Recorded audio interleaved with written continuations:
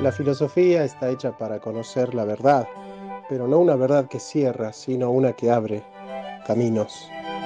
Si todos piensan lo mismo, es porque nadie está pensando. La verdad no es una cosa que se tiene, es un camino que se transita.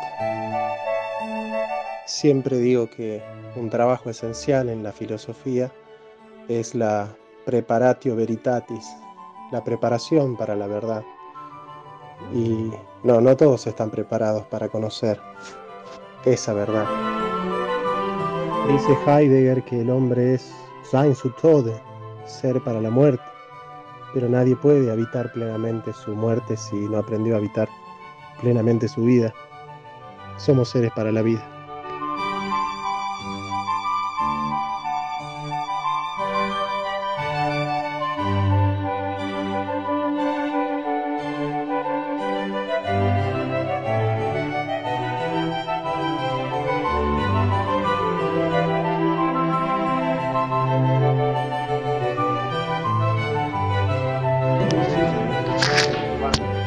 En el siglo XX, el tema más importante del lenguaje es el giro lingüístico.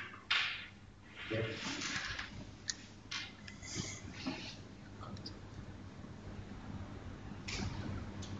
Es una gran temática de la filosofía del lenguaje, el giro lingüístico. Algo vimos, incluso yo creo en la primera clase, en la segunda clase, algo vimos del giro lingüístico, pero después de todo este recorrido, yo me acuerdo que en la primera clase les dije, en la última clase vamos a estudiar de nuevo el giro lingüístico y van a ver que van a entender de nuevo la clase de otra manera. Entonces, hoy la recuperamos. Bueno, todo lo que se llama giro significa poner en la superficie lo que estaba en el centro y poner en el centro lo que estaba en la superficie. ¿No? Esto se utiliza mucho desde Kant. Kant hablaba del giro copernicano. Viste que Copérnico dijo que la Tierra gira alrededor del Sol y no el Sol alrededor de la Tierra, como se creía antes, ¿no? Se llama giro copernicano. Entonces, en filosofía, cuando se utiliza la palabra giro, es poner en el centro aquello que estaba en la periferia y poner en la periferia aquello que estaba en el centro, digamos.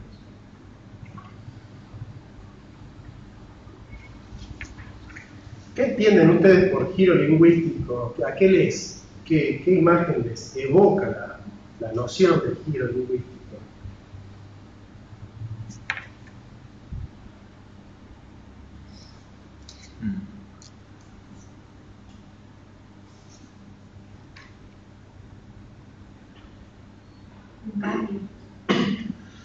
Bueno, pero eso ya está implícito en la noción de giro, pero giro lingüístico.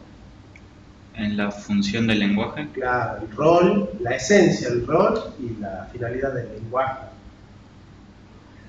Siempre se ha creído entonces que es el lenguaje una herramienta del hombre para comunicarse.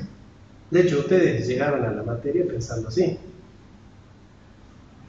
El hombre crea el lenguaje para comunicarse. Pero como se estudiaron la noción, no están grabando la clase, ¿no? Esta sí la podrían grabar porque esa va al final. Si pueden caminar así es por la visión. O sea, la visión clásica, entonces sostiene que el ser humano crea el lenguaje para comunicarse. ¿Sí? ¿Con quién? Con otro ser humano. Para tener una comunicación. Pero acá, en el medio de la postura clásica y de la postura nueva, aparece un concepto que es importantísimo. No sé si lo vimos nosotros. Es el concepto de recursión. ¿Se acuerdan?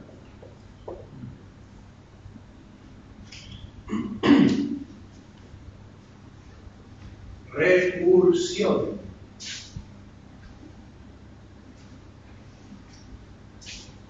¿Qué es la recursión? Este es un concepto que desarrolla un filósofo llamado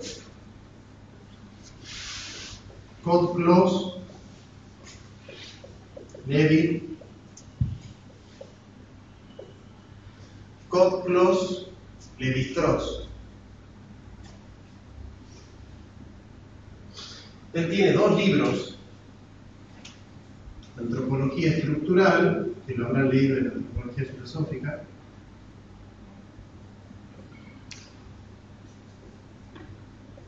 y El Pensamiento Salvaje.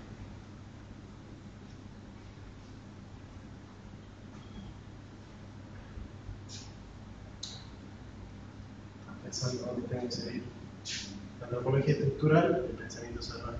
Y aparece el concepto de recursión. ¿En qué consiste el concepto de recursión? La recursión es el proceso a través del cual el efecto pasa a ser causante de la causa. El efecto se convierte en causa de su causa.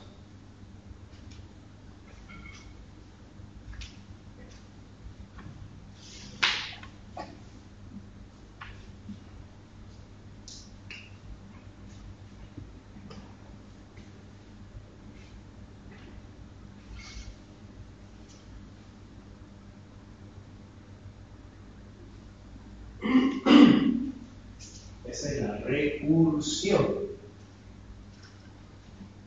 El efecto pasa, se convierte en causa de su causa.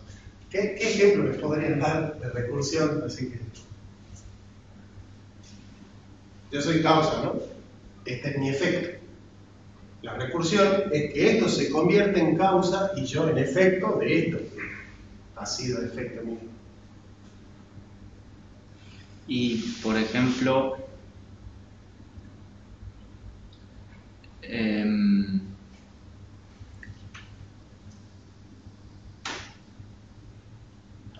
a ver, existe, hay. Ay, claro. Nico, ¿qué se te ocurre?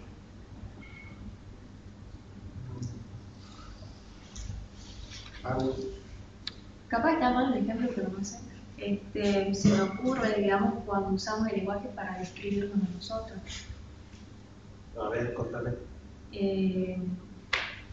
Yo soy causa del lenguaje, pero estoy usando el lenguaje para explicarme a mí, digamos. Pero no sé, o sea, es lo que pensé, pero capaz no está bien. Pero ¿en qué sentido vos serías efecto del lenguaje? En que estoy describiéndome por medio de algo. Claro, pero ahí ya sos objeto del lenguaje, pero no efecto. Por ejemplo, el hecho de que yo en un principio quiero tener, yo soy estudiante de filosofía y eso es causa de mis conocimientos filosóficos, pero el querer esos conocimientos filosóficos me hace causa de ser estudiante de filosofía.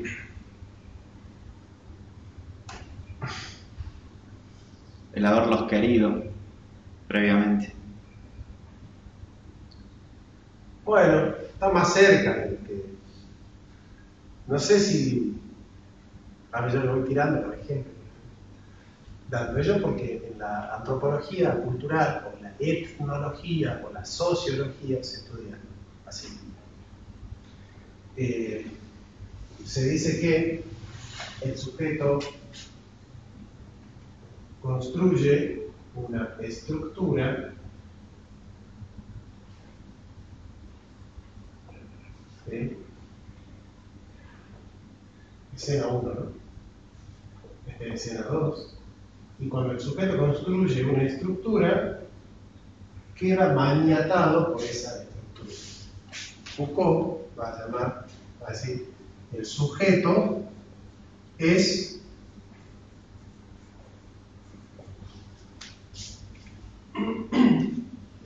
sujetar. Es interesante el concepto de Foucault, ¿no? Los sujetos son sujetados, dice Foucault.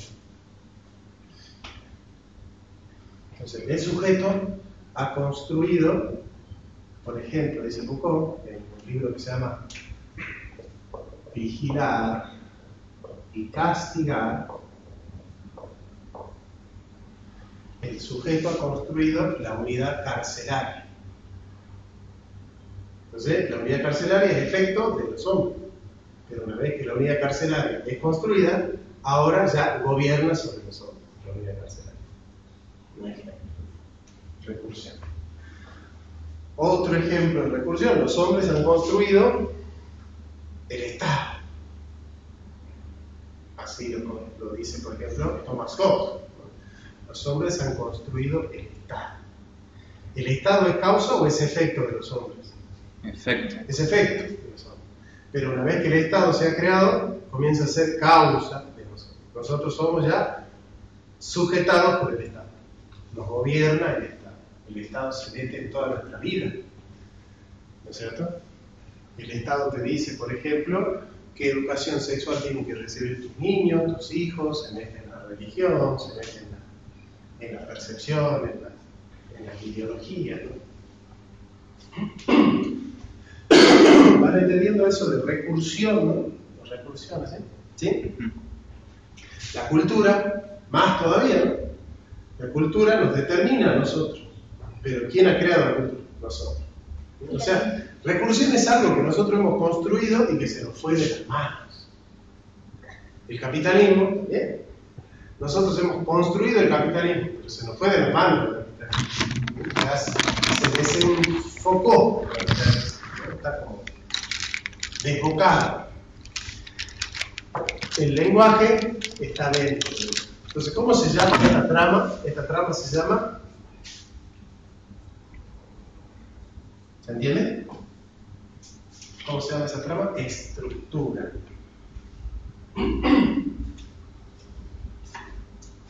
Entonces, ¿cómo se llama esta escuela de pensamiento?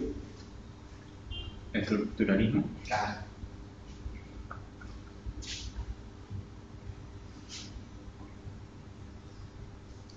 ¿Qué van a sostener ellos? Que el lenguaje es una trama estructural que nos gobierna. De hecho, nosotros somos un resultado del lenguaje. Nosotros somos el resultado de una manera de hablar.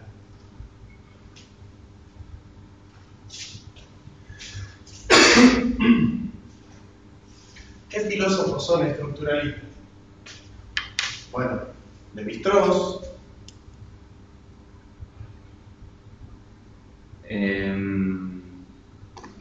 Nietzsche. bueno, Psicólogo. está bien, pero sí. Lacan. Lacan, Foucault, Ferdinand de Saussure, Maurice Merleau-Ponty.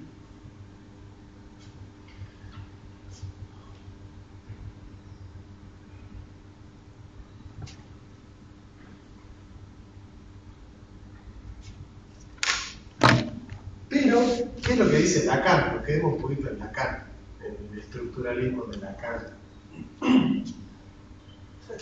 De hecho, hay un libro muy bueno que se llama Lacan, que hace un paralelo entre Kant y Lacan. Lacan.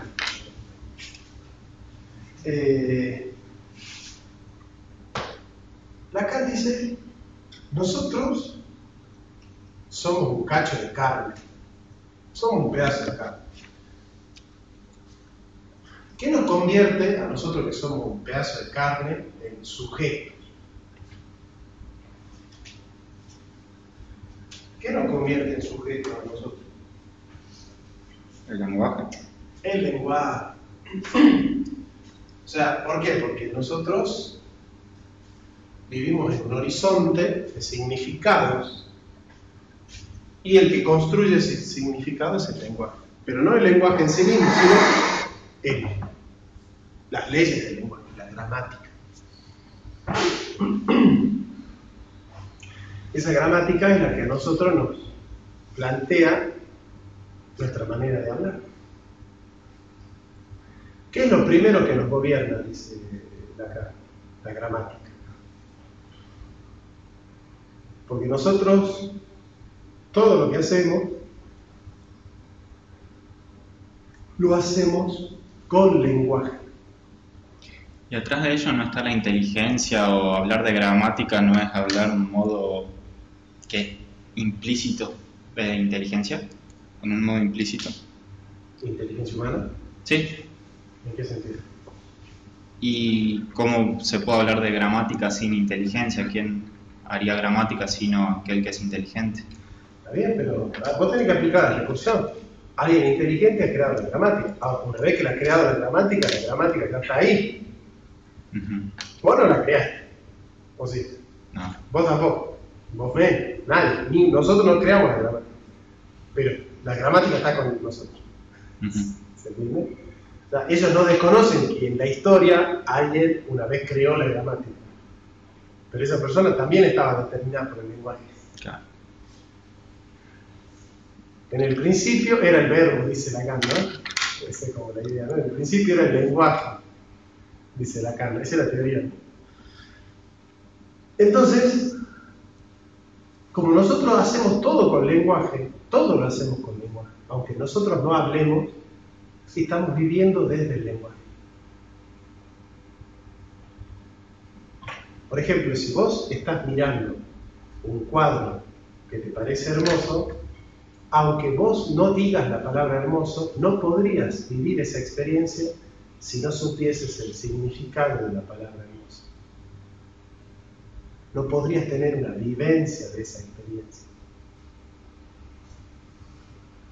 Todas nuestras vivencias son vivencias del lenguaje. Todas. La mentira, el odio, el amor, Dios, el deseo, el enojo, son vivencias del lenguaje. Nosotros, si no tuviésemos experiencia del lenguaje, no tendríamos ninguna vivencia. Eso es muy interesante, ¿eh?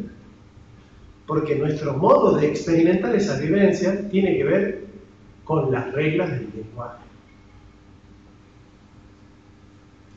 Y si en tu comunidad eso no tiene palabra, no existe. Entonces, ¿nosotros qué hacemos para que algo exista? Le ponemos un nombre.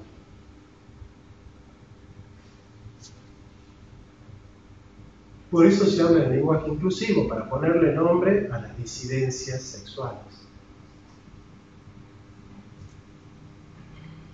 Curiosa palabra, disidencias sexuales, ¿no? Porque es politizar la sexualidad. O sea, es mostrar que la intimidad también es política, ¿no? ¿Ven cómo va jugando la filosofía? Se politiza lo privado, se privatiza lo público.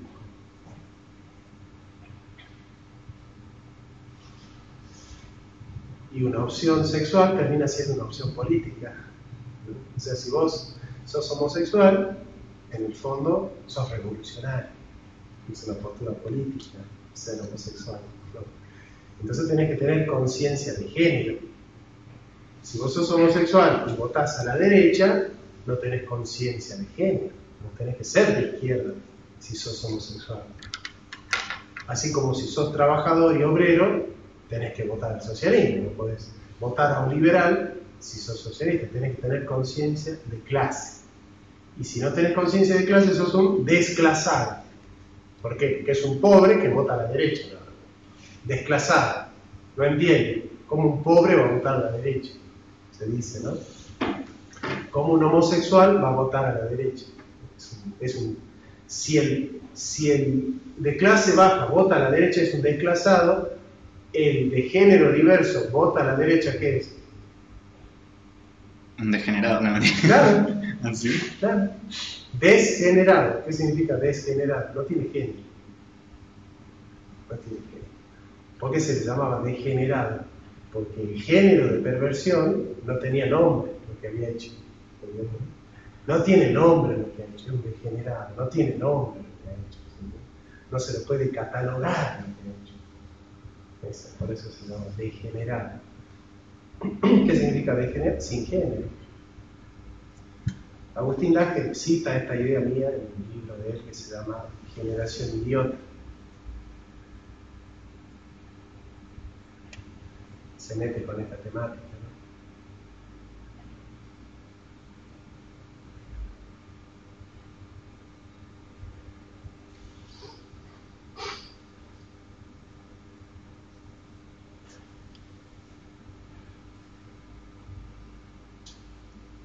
Entonces, si todas nuestras vivencias son vivencias del lenguaje, significa que nuestro mundo es una construcción de ese lenguaje, de esas reglas discursivas que nos enseñaron.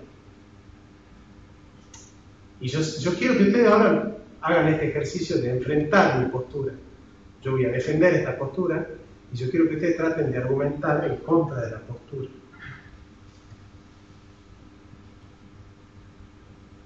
La tesis es esa, ¿no?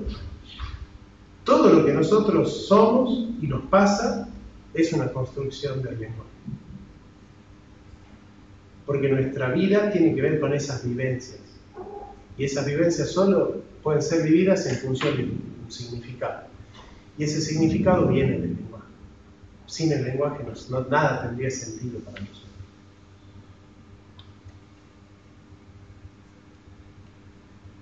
Y por eso yo te hablo de Dios y vos tenés que entrar en la gramática y en una regla discursiva. Y ya estás determinado por ese lenguaje. No podés hablar de Dios sin esa regla discursiva. Entonces dice Ferdinand de Saussure, dice, nosotros creemos que hablamos una lengua, pero en realidad la lengua nos habla a nosotros. Nosotros creemos que dominamos el lenguaje, pero el lenguaje es el que nos domina a nosotros. ¿Por qué? Porque nada de nuestras vivencias podría tener sentido si no hay una regla discursiva que nos hace a nosotros posibilitar esa experiencia.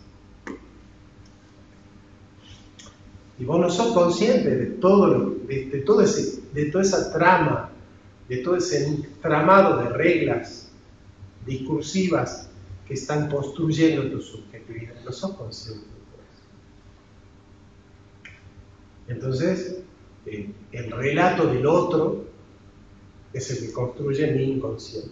¿Qué es el relato del otro? Es esa estructura lingüística, es un relato. Entonces, si yo lo saco a mi hijo de la Argentina y lo pongo en el Congo belga, ¿él sería seminarista católico? Probablemente, casi 99% que no. Y si te pongo en Irán, vos no estarías en el seminario católico, estarías en el seminario musulmán. ¿Y por qué estás acá? Por una regla discursiva. ¿Vos crees que Dios te eligió para salvar las almas? No, es una regla discursiva, te diría. Me preocupó cuando dije, ¿vos crees que Dios te escogió? Vos dijiste con serio, no, Dios no me escogió nada. Pero, ¿se entiende? O sea, vos podés decir, Dios me escogió a mí, y Levi Strauss te dice, esta es una regla discursiva. Vos podés decir, yo soy heterosexual, es una regla discursiva. Sos preso de esa regla discursiva. Hay un dispositivo que te dice que vos tenés que acostarte con mujeres. ¿Se entiende cómo funciona la mente? ¿Cómo va eso? ¿Sí? Todo es una regla discursiva. El cristianismo es una regla discursiva. El amor, la poligamia, la familia, es una regla discursiva. Que vos creas que sos morocho y que vos creas que sos rubio, es una regla discursiva. Foucault comienza su libro Las palabras y las cosas con un relato de Borges.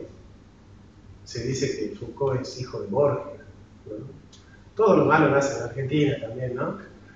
Y Borges dice que él una vez leyó un diccionario era un libro que catalogaba a los animales, que le llamó mucho la atención, porque no era una taxonomía, una clasificación convencional de los tipos de animales, ¿viste? Tipo animales vertebrados, invertebrados, mamíferos, reptilinos, etc. Lo que estudiamos cuando somos chicos, ¿no? La clasificación de los animales.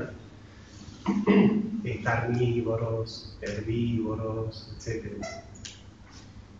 Esta clasificación de los animales que leyó Borges, que le impactó a Foucault, es que se clasificaban los animales por animales sonrientes, animales deprimidos, animales con cara de enojados animales, somnolientos animales, qué sé yo, graciosos animales.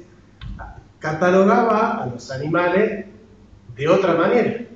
Era un emperador chino que había hecho un libro catalogando los distintos tipos de animales, pero con categorías que nada que ver. Y cuenta ahí Foucault que eso a él le causó una revolución tremenda en su manera de ver el mundo.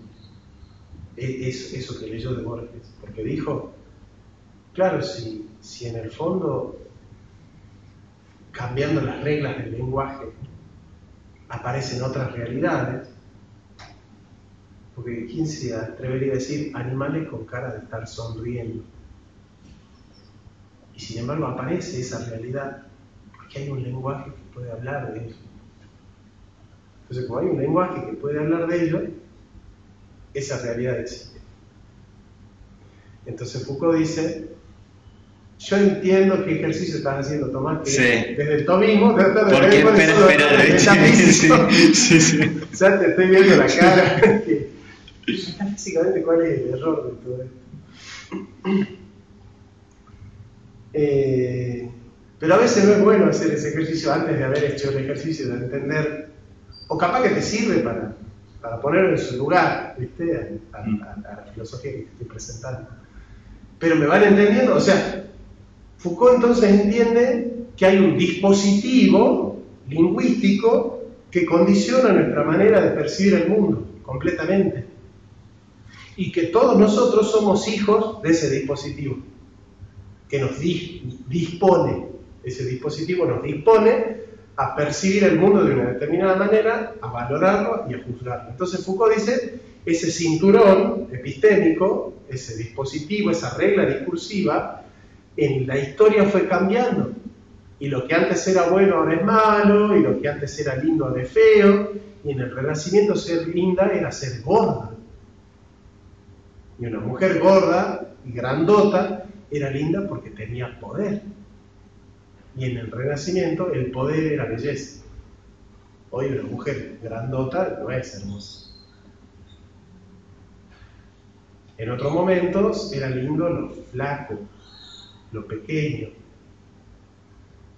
Y va mostrando en ese libro, la historia de las palabras y las cosas, va mostrando cómo en la historia la misma realidad fue vista de maneras totalmente diferentes.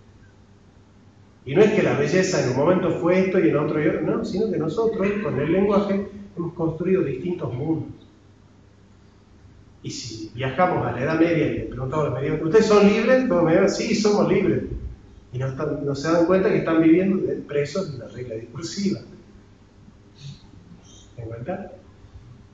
Y si a vos te llevo a la Edad Media o al Renacimiento y te presento las grandes modelos que son todas gordas, vos me vas a decir, son todas horribles. Pero no sos libres, ¿por qué? Porque estás preso de otra regla discursiva. Y ellos que la ven hermosa están presos de esa regla discursiva. Entonces, el hombre no es libre. Está determinado por el dispositivo discursivo, por las reglas del lenguaje, por la gramática. Somos hijos de la gramática. Por eso Lacan dice, el hombre es parler, es un ser hablado, es hijo del lenguaje.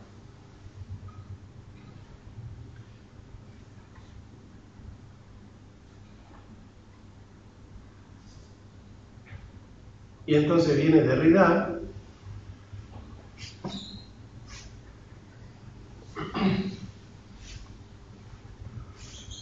¿han escuchado hablar de él? Sí, ya. Tiene un libro que se llama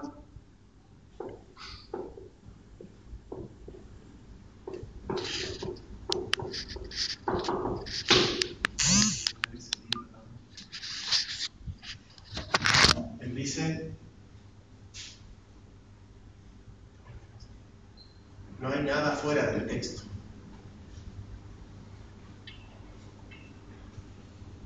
Esa es la tesis. No hay nada fuera del texto. Perdón, no hay nada fuera del texto. ¿Dije libro hace rato también? No. No hay nada fuera del texto.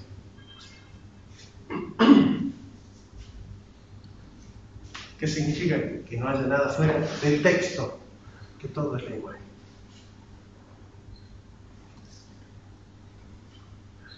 Augusto del Noche le hace una crítica fundamental a todo eso, ¿no? Pensando en vos, en los errores metafísicos, ¿no? Dice, si todo es pensamiento, no hay nada que pensar. Porque si todo es pensamiento, el pensamiento es pensar sobre el pensamiento mismo. Si todo es lenguaje, no hay nada de qué hablar. Porque sería todo metalenguaje, lenguaje sobre lenguaje, sobre lenguaje, sobre lenguaje. Se viene por ahí esta idea del estructuralismo de las máscaras, ¿no? De que todo tiene que ver con las máscaras del lenguaje. Entonces se dice, ¿no? Nosotros creemos que tenemos una máscara y detrás de la máscara está la persona, la sustancia. Hay una sustancia que sostiene como realidad última todo lo que se dice de las cosas. Y ellos dicen, no, yo detrás de esa máscara lingüística la saco y que hay otra máscara lingüística. Y detrás de esa máscara lingüística otra. Y cuando la saco hay otro, y hay otro, y hay otro, y hay otro, y hay otro, y hay otro. Y en el fondo, ¿qué hay? Nada. Son nihilistas. En el fondo, lo único que existe es el lenguaje. Y detrás del lenguaje hay otro lenguaje. Y detrás de otro lenguaje, otro, y otro, y otro, y otro, y otro, y otro. ¿Los estructuralistas son nihilistas? Sí. Metafísicamente nihilistas, ¿no? Entonces, vos decís, bueno, pero vamos a la causa primera, no hagamos una infinidad de causas intermedias, o ad infinitum, ¿no? Remontarse hacia el infinito de la serie de causas intermedias. La causa primera de todo, ¿qué es?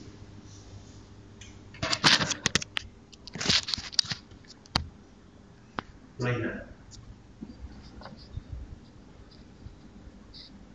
¿Qué sentido tiene eso?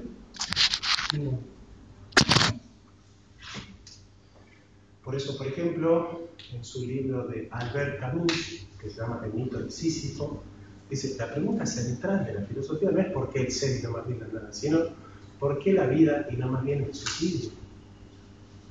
La pregunta que se debe enfrentar todo hombre es ¿por qué no me tengo que suicidar?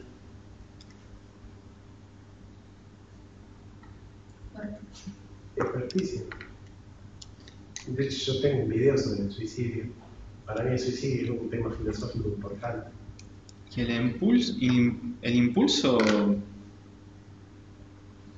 inmanente, propio a la vida, a conservar la vida, no está como, o sea, no está gritando que sí hay un significado, hay un porqué, la vida. Spinoza le llama conato a ese impulso natural por la vida. Es la fuerza vital de todos nosotros. Nietzsche le llama espacio vital, voluntad de poder. Freud le llama eros, pulsión de vida.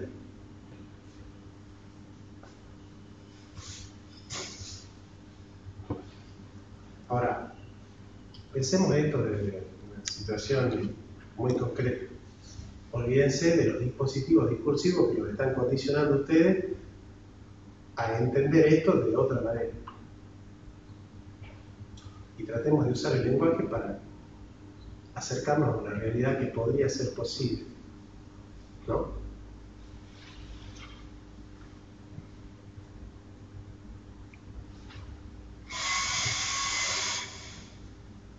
Siempre que doy esta clase a mis alumnos secundarios terminan llorando los pibes, porque los pongo en escena, ¿no? Les hago hacer el juego que hacía Heidegger con sus alumnos, ¿no? Decía, bueno, Heidegger decía, mírense los unos a los otros. Vos la mirás, vos la mirás. ¿Y qué va a hacer de Gastón en 150 años? ¿Dónde va a estar Gastón? Estoy muerto. Yo sé que nosotros, por nuestro dispositivo discursivo, pensamos que las tomas están en el cielo, junto a los santos de Dios, intercediendo por nosotros, o en el purgatorio, purgando los pecados veniales, o en el infierno por los pecados mortales, no sabemos, pero o va a estar en el purgatorio, en el cielo, o en el infierno, pero ahí va a estar Tomás. Y que su cuerpo son los restos mortales de Tomás, pero eso no es Tomás. Y ese es nuestro dispositivo discursivo que nos hace contemplar toda nuestra vida de una determinada manera. Ahora, ¿qué pasa si nosotros entendemos que existe la posibilidad de que Tomás desaparezca para siempre? O sea, que nunca más, en millones de millones de millones de millones de millones de millones de años, Tomás vuelva jamás, nunca más, a escuchar, a mirar, a tocar, a pensar, a sentir, a querer, a amar, a odiar, a decir, a querer. Y la filosofía te pone ante esa probabilidad de que es muy probable de que seas nada por toda la eternidad y que nunca más vuelvas a vivir de ninguna manera y en ningún lugar y que desaparezcas para siempre.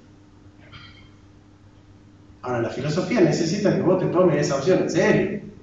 Si vos me das esa opción y te adormeces y decís, no, yo soy cristiano, bla, bla, bla, bla, bla, como hace la chilindrina, no va a funcionar el dispositivo filosófico, que necesita colocarte en esa angustia, que necesita colocarte en esa desesperación, para que incluso tenga sentido el relato cristiano. O sea, el relato cristiano de la esperanza solo tiene sentido para alguien que está desesperado.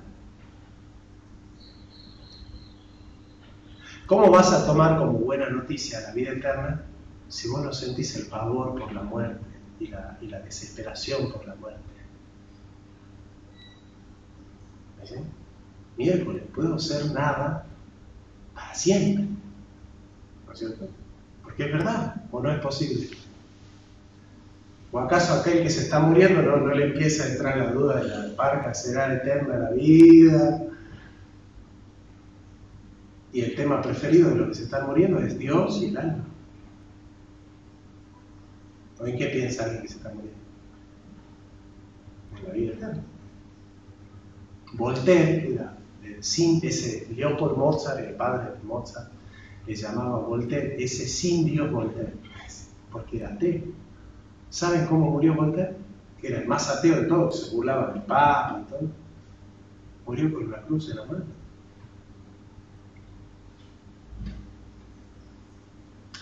Pero vos no te puedes tomar en serio la esperanza cristiana si primero no te tomas en serio la desesperación.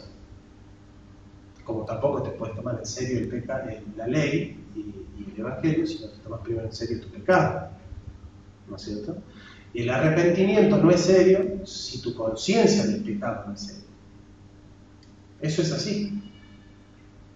Y si vos no sos consciente de la enfermedad, no vas a valorar al médico, tampoco. La cura.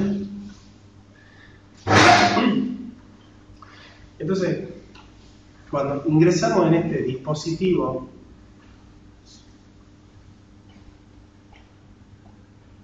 que es la eternidad de la muerte, que es la eternidad de la nada, que nos espera,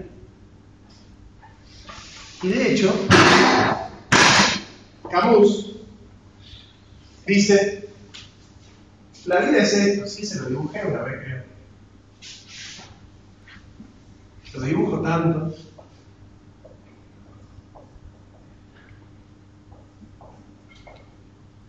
Bueno, acá está Agustina, acá estoy yo, acá está Tomás, acá está Nico. Perdón, Nico, por haberte dibujado primero, es todo aleatorio, ¿no? Y acá está la muerte, la paz. Y eterna. ¿Y qué es vivir? Caminar hacia él. Entonces Heidegger que dice, cada segundo nos parecemos más al cadáver que seremos. Vos hoy sos más parecido a tu cadáver que ayer. Sos más parecido. Y mañana vas a ser más parecido a tu cadáver que ayer, que hoy. Y es un golpe, si te pones a pensar, o sea, si evitas el sedarlo por nuestra fe, y la ponemos de lado un ratito y dejás que esta verdad te golpee, mirás tu mano y decís, esta mano va a estar podrida en 100 años. Menos. Va a estar totalmente podrida. ¿Se enfrenta con eso? ¿Se pueden enfrentar con eso? Yo a mis alumnos lo hago, que se enfrenten con eso, terminan llorando todo, ¿viste? Las mujeres terminan así, se compungidos todo, porque se enfrentan con esas cosas. Tu alumno tiene que vivir esa experiencia, porque de esa experiencia vale la pena todo lo demás, pero solo desde esa experiencia. Borges dice, en un cuento que se llama El Inmortal, ¿no? Dice, me despedí de Homero en las puertas de Tánger, creo que no nos dijimos adiós. Porque dos inmortales no se dicen adiós, porque en algún momento de la eternidad, dos inmortales se van a volver a cruzar. Pero ¿por qué nosotros nos decimos adiós a Dios? ¿Qué significa? La próxima vez que te vea puede ser en el seno de Dios. Capaz que ahora ya adiós. Nos vemos en Dios. Ese significa. Nos vemos en Dios. ¿Por qué? Porque la próxima vez que nos veamos puede ser que ya estemos muertos. Adiós, hasta pronto, hasta luego. Son ritos de la muerte. La despedida es un rito de la muerte. Nosotros, cuando nos despedimos de alguien sentimos que algo nuestro se está muriendo. Hay algo de la muerte en la despedida, ¿no? Entonces, en esta noción de que Nico se muere en un año, Dios quiera que no, Tomás en 3, yo en 5 y Agustín en 10. Vamos a darle un par de añitos a la Agustina, porque se entretenga, ¿no? Ahora, Agus, realmente, si vos supieras que te morís en 10 años, ¿qué sentirías?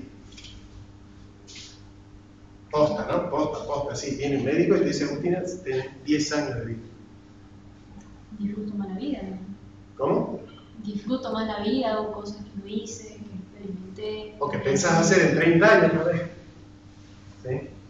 Pero cuando te dan la noticia, ¿qué sentirías? ¿Cuál sería vos para una buena noticia? Decir, wow, qué bueno, quédate ahí. Y no, o sea, es tiempo contado, digamos. Sentir un poco de angustia, pero sabes que te quedan 10 años para vivir algo. Peor sería un año. Con él. Estás frito, ¿no? Tenés poco para salir ya no hay, empezar a disfrutar porque... Capaz que mi angustia no es tanto como la de Nico, digamos, pero siento una angustia. ¿Pero qué sentiríamos nosotros? Si yo les digo, chicos, acabo de venir del médico y el médico me dijo que me quedan 3 años de vida, ¿qué sentirían ustedes? Y no, un impacto, un shock. Lástima, ¿no? O misericordia, lástima, pena, dolor, en mayor o menor medida, ¿no? A nadie le gusta que alguien que uno conoce tenga esa noticia, ¿no? Y hay algo que nos podría pasar a nosotros, escuchando que a Nico le queda un año de vida, que es mirarlo a Nico como patético. Patético. Atención a esto, ¿no? Esta es la escena. Nico, te queda un año de vida. Y Nico sale de acá riéndose y va a disfrutar de la vida. Y bueno, mirá, ¿pero de qué disfruta si se va a morir? ¿Para qué disfruta tanto si se va a morir? No tiene sentido, Nico, que disfrutes si te vas a morir. ¿Por qué te pones contento? Y ustedes saben que él se va a morir en un año, ¿no? ¿Sí? Y lo ven a Nico paseando, tomando un chocolate y un café o comiéndose un helado, sonriendo. ¿Y qué van a pensar de Nico si lo ven sonriendo? ¿Qué onda con él? Se está haciendo el boludo. Se está haciendo el boludo. ¿Se entiende? O sea, ¿por qué le está riéndose? ¿Porque está totalmente consciente y la tiene presente a la noticia o se está haciendo el boludo? Claro, la está ignorando. Se está haciendo el boludo, está ignorando. Se olvidó de que se va a morir. Y por eso se está riendo, porque se olvidó. Así estoy yo con mis finales, profe. ¿Ven? Ahora, ¿nosotros qué sentiríamos por Nico? Si Nico estaría muy contento porque se olvidó o está queriendo olvidar o ignorar que se va a morir en un año. ¿Qué sentiremos nosotros?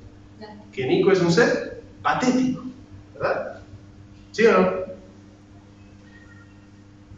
¿Y qué diferencia hay entre un año y 40 y 70? El tiempo, ¿no? Pero cambia radicalmente nuestra situación patética. ¿Se dan cuenta? ¿Ven el golpe que es esto? O sea, Nico se está riendo porque olvidó que en un año va a ser comido por los gusanos.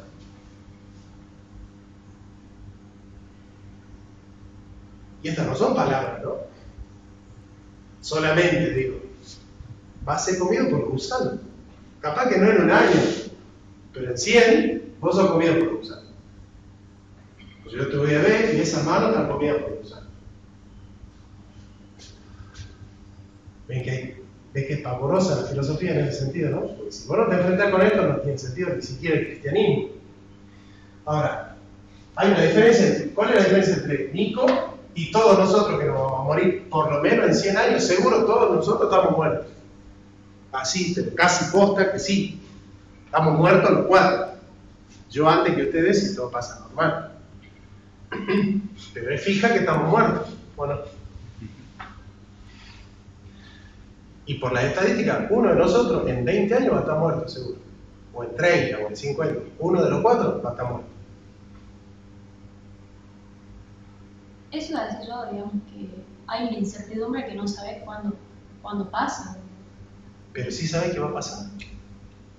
Hay algo seguro. Te vas a morir.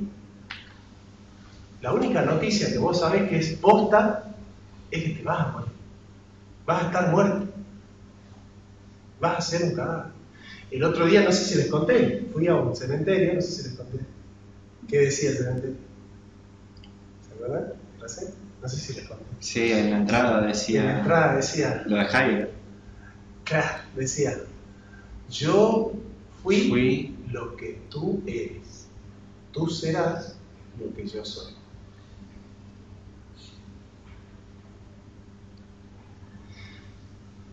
Y entonces Heidegger dice, claro, la muerte es la posibilidad de todas las posibilidades, porque en todas las posibilidades está la posibilidad de morir. Yo puedo salir de acá, me puedo morir, me quedo acá, puedo morir, puedo tomarme el colectivo, muero, me voy en bicicleta, muero, me voy a dormir la siesta, me agarro un paro, me muero, me voy a bañar, muero, me voy a comer y me muero. La muerte habita en todas las posibilidades, pero a la vez es la posibilidad de que el mismo ser se torne imposible. O sea, es la posibilidad de todas las posibilidades y es la posibilidad por la cual ya ninguna posibilidad es más posible.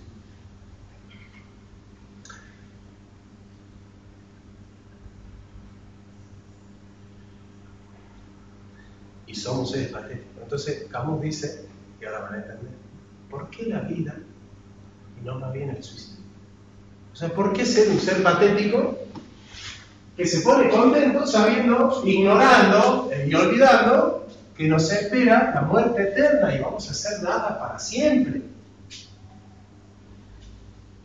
¿Por qué alargar este trayecto y no más bien acortarlo? A ver,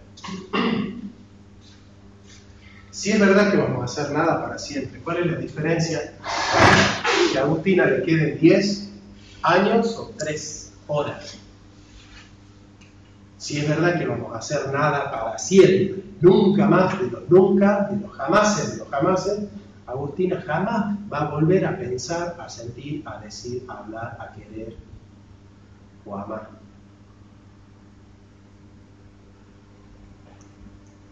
Y si es así, que cuando vos te mueras no vas a vivir jamás, nunca más, ¿realmente hay un cambio entre que te falten 10 años y 3 horas? Si vas a pasar toda la eternidad que viene siendo nada para siempre. Sí, ¿no? En las posibilidades. Sí, en el aquí, en la hora que te toca. Porque podés disfrutar más, ver más películas, escuchar más canciones, leer más libros. Y no en el sentido absoluto, no cambia nada. Porque no se te va a retrasar, no se va a cortar la eternidad futura en la nada por haber vivido 3 años más o 4 años más. Y al final, cuando vos mueras y moramos todos nosotros, ya está. ¿Cuál es la diferencia? Entonces dice Camus, solamente se suicida aquel que cree que la vida tiene sentido. Te descoloqué, ¿no? Porque en general uno va a decir, no, se suicida la persona que piensa que nada tiene sentido. No, él dice, si una persona cree que la vida tiene sentido, va a poner toda su energía en eso que cree que tiene sentido. Solamente se suicida una persona que cree que la vida tiene sentido. Entonces, para vos, el sentido de tu vida es tu mamá. Venerar y cuidar a tu mamá, honrar a tu mamá. Ese es el sentido de tu vida. Y el día que no esté tu mamá, ya no tiene sentido la vida. El sentido de tu vida es tu novia o tu novio. Y el día que corte, ya no tiene sentido la vida. Entonces, ¿cuándo es que se mata a una persona? Cuando la deja el novio. ¿Por qué? Porque él es el sentido de mi vida. Entonces, ¿qué dice Camus? La persona que cree que la vida tiene sentido, se suicida. Cuando pierde. Claro, cuando cree que tiene sentido. La vida tiene sentido. El sentido de mi vida son mis hijos. Y mis hijos me abandonan. Listo, ya no tiene sentido. Entonces, para Camus, el valiente es aquel que aprende a vivir una vida que no tiene sentido. Ese es el nihilismo existencialista, ateo. ¿No? Vivir la vida encontrándole valor sabiendo que nada tiene sentido. Ahora, volvemos a nosotros. Nosotros queremos que tenga sentido, ¿no? Y vivir con sentido. Necesitamos el lenguaje. Para que la vida tenga sentido, tenemos que entrar en una regla del lenguaje. Y vos sabés que necesitas del dispositivo católico o cristiano para que tu vida tenga sentido.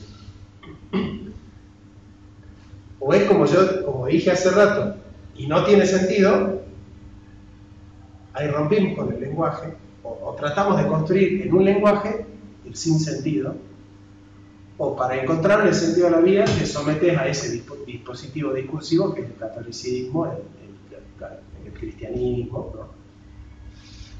O el budismo, o el islam, o el judaísmo, lo que sea, ¿no? Pero vas a estar sometido por el lenguaje. Vas a tener que someterte a esa trama discursiva.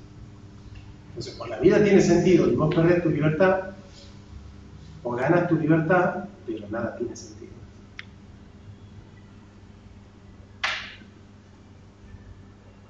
Esa era la filosofía que a mí me encantaba hacer cuando tenía 20 años. Yo empecé la filosofía con esta filosofía existencialista. Empecé diciéndolos a ellos.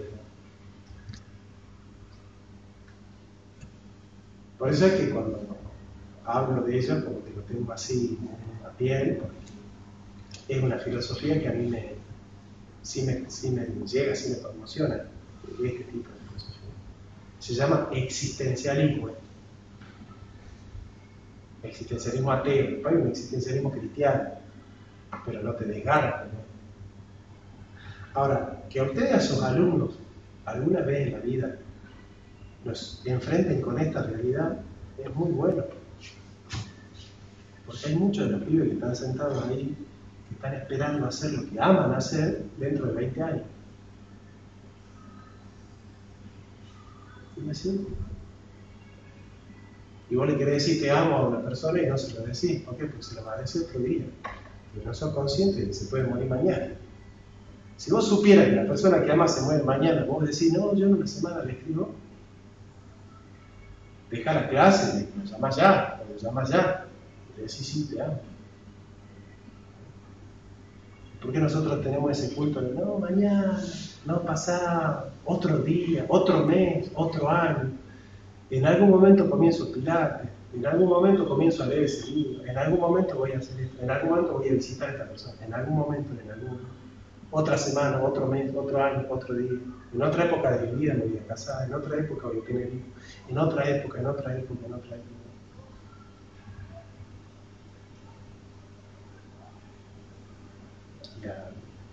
La mitad de las personas que han proyectado así nunca han cumplido su proyecto porque se han muerto. Porque hay algo de ficción en la muerte. Cuando yo les hablo de la muerte, ¿ustedes realmente sienten que se van a morir? ¿O hay algo nuestro que está creado para creer que se mueren los demás? No, yo la tengo presente, pero no de modo inmediato. Como diciendo, no voy a pensar en eso ahora porque tengo... O sea, doy por hecho que te queda mucho. que me queda mucho, claro. O sea, pero no sos consciente que vos te puedes morir hoy.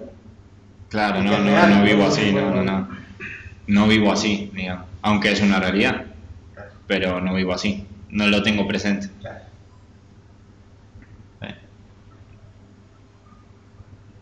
Y no sé si sería bueno también vivir todo el tiempo diciendo, che, yo me acuerdo que cuando estudié esta filosofía, que me la tomaba en serio la filosofía, no es que ahora no me la tomo en serio, me la tomaba en serio a esa. Todo el tiempo estaba así, me puedo morir. Y es angustiante, es desesperante, es como traumático, ¿viste? Estar ahí evocando la muerte todo el tiempo. Porque aparte te paraliza, ¿no? Un poco. Y sí, lo primero que me sale pensar es como diciendo, ¿para qué voy a estar ahí trabajando si me puedo morir? ¿Qué hago acá padeciendo, por así decirlo? No hay que trabajar, como diciendo, teniendo problemas, esto, aquello, haciendo así, claro, un montón de cosas, o estudiando, digamos, ¿no? Como diciendo, ¿qué hago acá quemándome las pestañas leyendo? Claro, si me muero en 2 minutos, o sea, ¿para qué? No, si ustedes creen que se mueren en una semana, y si ustedes supieran y sintieran que se mueren en una semana, se van de la clase. Claro. Se van de la clase. Y vos te vas al seminario, y así, y sí. ¿Por qué estás en el seminario? Porque crees que tenés futuro. ¿Por qué estás acá? Porque crees que tenés futuro.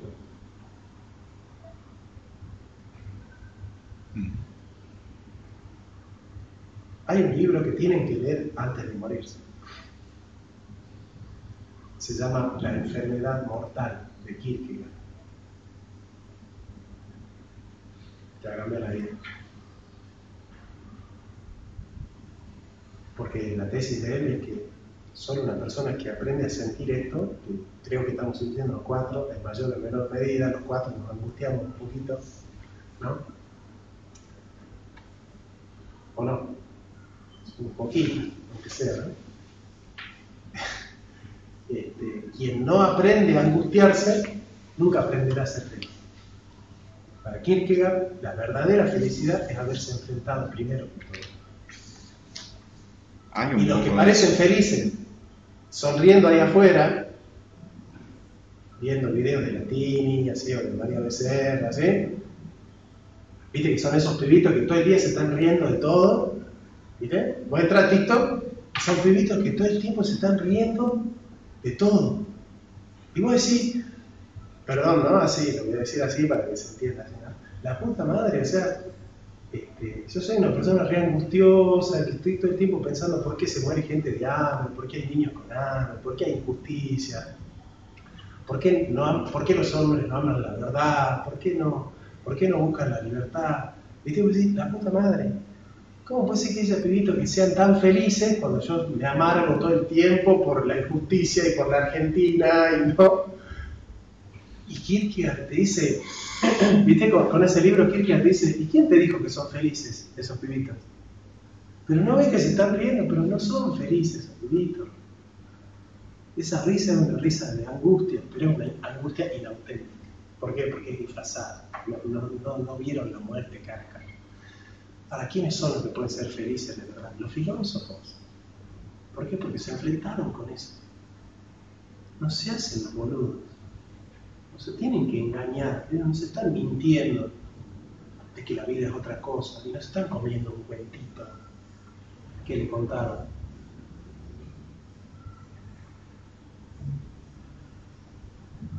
Y vos podés decir, esos pibitos son más felices que yo.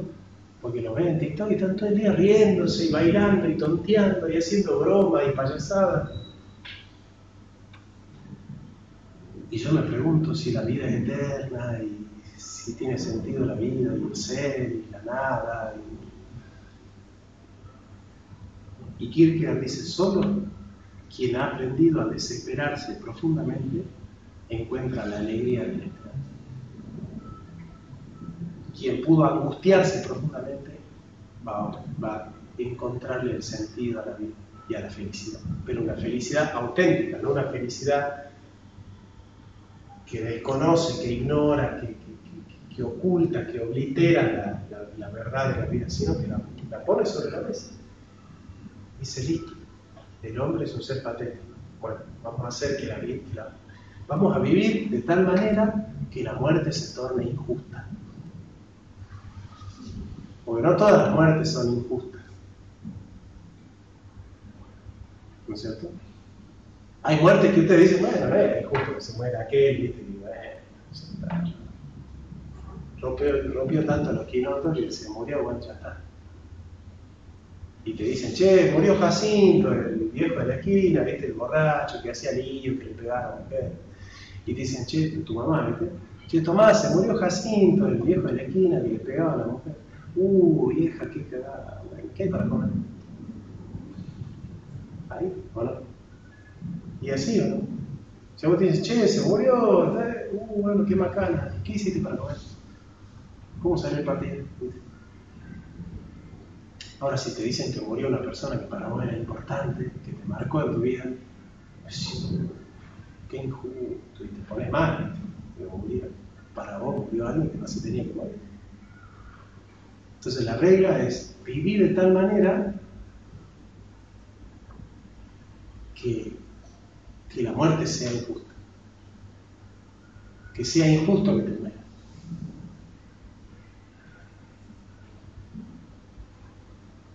Decís, che, si alguien le contara hoy a la gente que yo me he muerto, ¿dirían, che, qué injusto? ¿O dirían, bueno, qué macana que hay para comer? Y ese es un principio ético existencialista. Esta es la ética existencialista. Vive de tal manera que la muerte se torne injusta. ¿Qué sé yo? ¿Ven el mundo que podemos construir con el lenguaje? Yo acabo de construirle, y así termina mi clase con mi alumno también. Yo acabo de construirle un mundo de emociones, de sensaciones, porque en algún momento se angustiaron, en algún momento se desesperaron, en algún momento se incomodaron, en algún momento algo sintieron en la clase. ¿Y con qué construí todo esto? Ese mundo de emociones, ¿con qué lo construí? Con el lenguaje. O sea que también es una regla, una estructura, digamos. No podemos salir de estructuras. Acabo de probarle de facto el giro lingüístico. Acabo de construirle un mundo de la vida con el lenguaje. Con él. O sea que no se puede salir de las estructuras. ¿No? Porque si vos querés salir del sentido, vas a tener que utilizar el lenguaje. Y si querés encontrar el sentido, vas a tener que utilizar el lenguaje. Y si vos querés decir que hay algo fuera de la realidad, vas a tener que usar el lenguaje. Y si querés negar que hay algo fuera del lenguaje, vas a tener que usar el lenguaje. Y si querés decir, no, la realidad está por fuera del lenguaje, vas a tener que usar el lenguaje. Y si querés pensarlo, vas a tener que usar el lenguaje. No hay nada fuera del texto.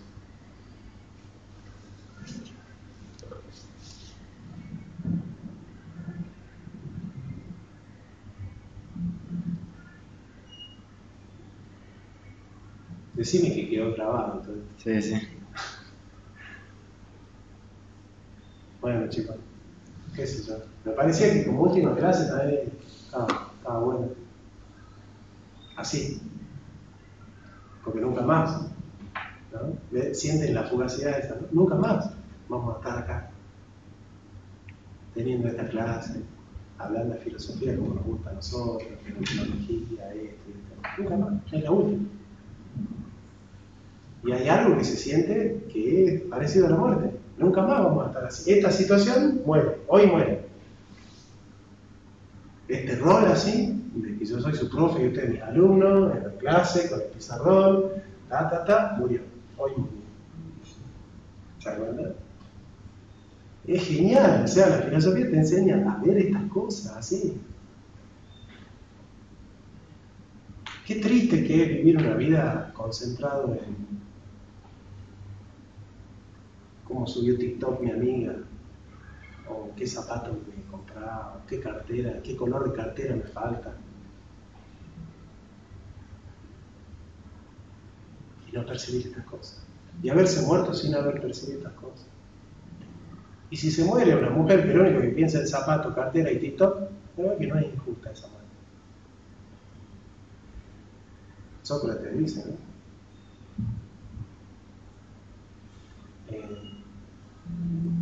Hay que vivir, ¿sabe? Haciendo que la vida tenga sentido. Y una vida sin conocimiento de la verdad no tiene sentido. Y esta verdad es verdad que golpean. Esas verdades que golpean no las quieren conocer los hombres. Porque nuestra vida está hecha para no conocer este tipo de verdades. Para vedar este tipo de verdades. Las religiones en general están hechas para vedar este tipo de verdades. No te ponen sobre la mesa este tipo de verdades. Las otras filosofías tampoco. Pero yo sé que aquellos que aprenden a navegar sobre la desesperación encuentran el sentido de la esperanza, y los que navegan sobre la angustia pueden encontrar el sentido de la felicidad. Y los demás también están desesperados, pero se ríen. Eso es absurdo. Y ustedes lo van a mirar en TikTok y van a decir, son felices. No son felices. Tienen que leer La enfermedad mortal de Kierkegaard. El concepto de la angustia de Kierkegaard es maestro de estas cosas. Es un genio de estas cosas.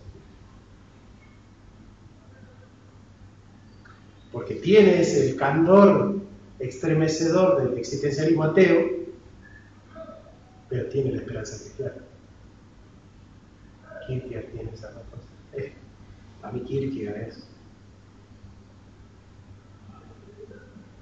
De los mejores filósofos de la historia. Por eso, ¿no? Tienen que leerlo Kierkegaard.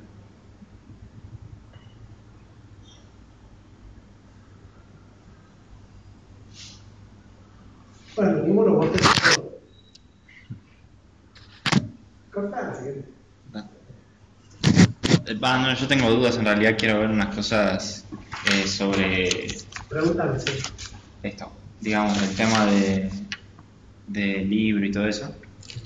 Yo elegí el capítulo 3, que son los elementos de la fenomenología. Yo también.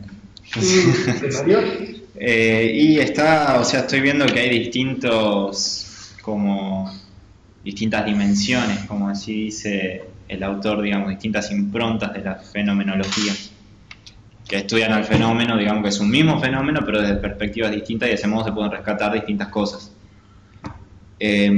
Ahora, yo lo que tengo es que siempre la fenomenología, si bien en un momento dijimos que Kant era fenomenólogo, yo relaciono más la fenomenología con Brentano, Husserl y el realismo. O sea, bueno, sí, no, o sea, de alguna manera sí. Como que, y acá, según entiendo también, como que en la esencia de la fenomenología está el volver a las cosas. En ese sentido lo considero como si fuera realismo. Sí. O me sale directo. Al menos la denuncia al idealismo es la misma. La denuncia. Claro.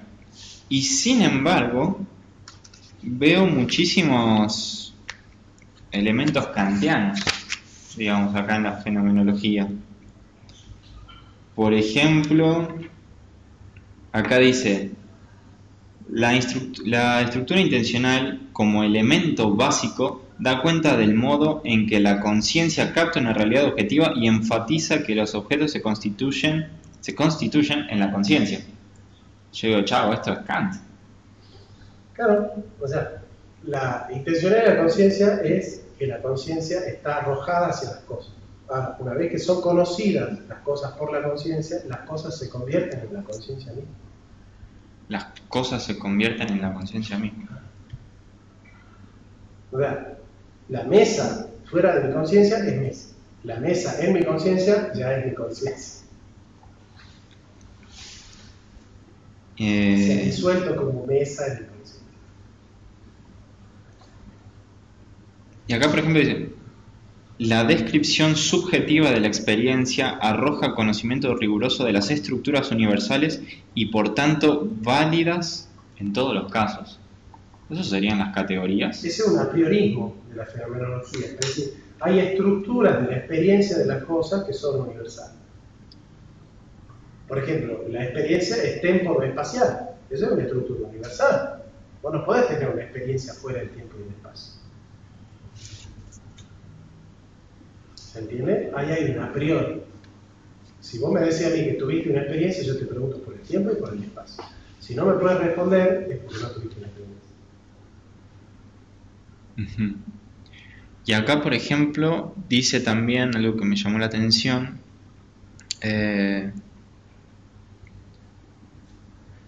Bueno, se habla del tema del método de la fenomenología, ¿no? Como tal. Y en un momento dice, metodológicamente se va acompañando de una atención primaria a la relación de dirección y orientación de la subjetividad a las cosas, por medio de la cual les confiere sentido. Desde este punto de vista metodológico, esto implica poner en primer plano esta operación dadora de sentido. Esto sería la conciencia, la que le da sentido. Y yo acá lo veo a Kant. Kant es uno de los padres de la fenomenología. ¿Y por qué lo relaciono con el realismo? A ver. Hay algo que no me... Lo que pasa es que el idealismo, así duro, es que la conciencia no tiene que salir al mundo, sino que traerlo al mundo a la conciencia. O crearlo. La fenomenología es una conciencia donante del sentido, pero que no se queda en sí misma, sino que está arrojada al mundo, que está interactuando con el mundo. O sea, es como que la fenomenología es un idealismo de una conciencia eyectada. Es un idealismo en cuanto que construye el mundo que conoce, pero no lo construye en sí mismo, sino en relación con las cosas.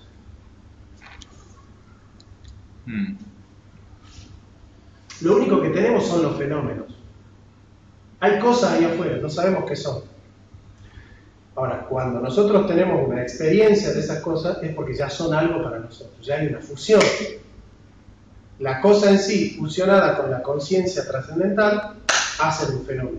Solo tenemos el fenómeno. Lo que es la cosa en sí o la conciencia pura no existe. Solo el fenómeno.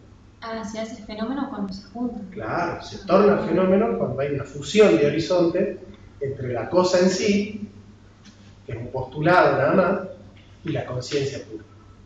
¿Para cuándo es que hay fenómeno? Cuando la conciencia y la cosa se fusionan. La cosa tiene sentido, la conciencia es conciencia de algo. Ah, porque se le muestra algo.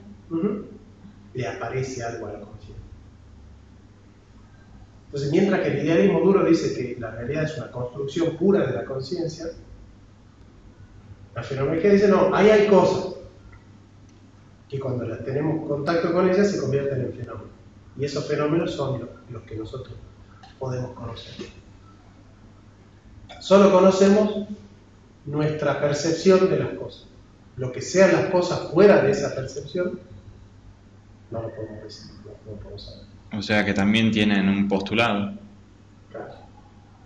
Entonces es como que es un idealismo, pero de conciencia arrojada, no de conciencia reprimida.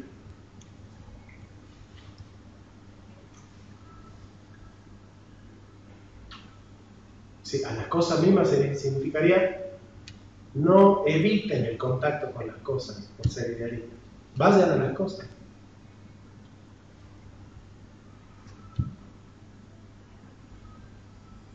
Pero sí, en el fondo son idealistas. Entonces yo creo que en el fondo la única postura válida para enfrentar al idealismo es el realismo. Conmigo. Todas las otras posturas no llegan al núcleo de la cuestión. Es lo que está pasando con el realismo postcontinental, ¿viste?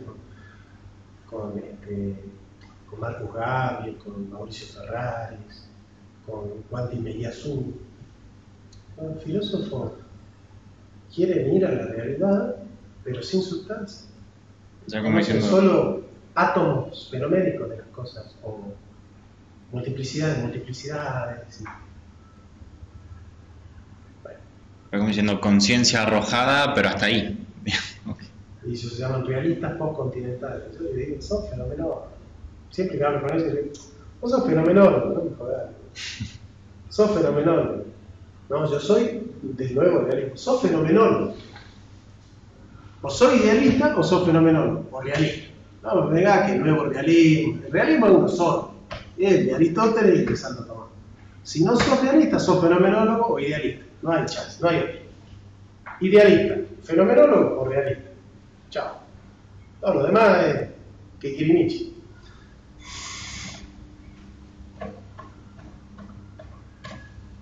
¿Vos el año que viene se contemporáneo? Ya está un poquito más preparada. Ella la disfruta mejor que vos la. Mañana tengo clase de consulta de eso. Pero chicos, si ustedes tienen preguntas, me escriben, ¿no? Me escriben. Si yo tengo que hacer un vivo para explicarles a ustedes, por favor. No duden en escribir. No duden en escribir. No, ya pasó la clase. No duden en escribir. No vayan, no se les ocurre. Y al final, sin haberme preguntado, sacar todas las dudas.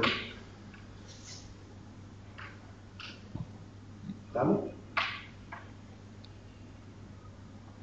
Sí. Lean el capítulo porque es así, es un capítulo de ese libro para el final y 2 temas más y ya está. Pero sí se van a acordar de la clase que tuvimos, la pueden escuchar. No se preocupen. Bien. Vale, tranquilo. Y si en la mesa está Méndez. Sí.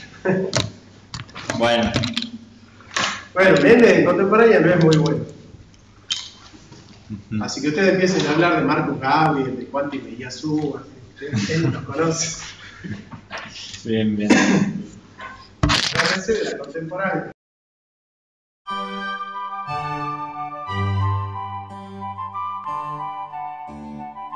La filosofía está hecha para conocer la verdad, pero no una verdad que cierra, sino una que abre caminos.